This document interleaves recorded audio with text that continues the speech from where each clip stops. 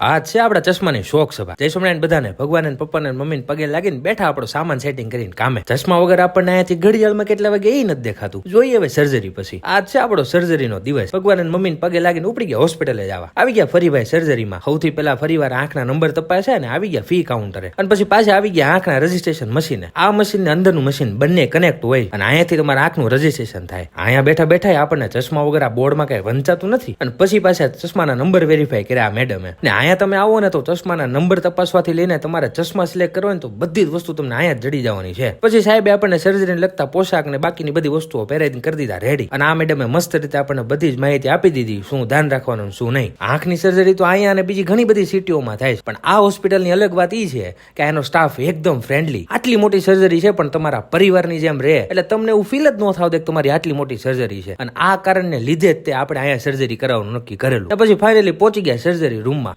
એકદમ હાઇજેનિક અને એડવાન્સ ટેકનોલોજીના મશીનો અને ફ્રેન્ડલી સ્ટાફ તો છે જ. અને આપણી સર્જરી થઈ ગઈ છે ચાલુ. આવડી મોટી સર્જરીમાં તમને ડોક્ટર ને સ્ટાફ આટલો બધો સપોર્ટ કરતો હોય ને વાલા, પછી બીજે જવાની જરૂર જ શું આવી. અને પછી કૃતિ મેડમે મસ્ત રીતે ફટાફટ આપણી આંખની સર્જરી પતાવી. અને મૂળ વાત તો એ એકદમ પેઇનલેસ હો. અને ફાઇનલી આ સર્જરીના લીધે 13 વર્ષના ચશ્મા 15 મિનિટમાં આવી ગયા. બોલો, એક થેન્ક યુ તો આ સ્ટાફ ને બને હો ભાઈ, એકદમ ક્લિયર હો બધું. અને પછી બધા ટીપા ને દવા સમજી લીધી. અને એટલી સ્મૂથ સર્જરી હતી ને કે 2 કલાકમાં તો ડ્રાઇવિંગ કરીને આપણે ઘર ભેગા થઈ ગયા.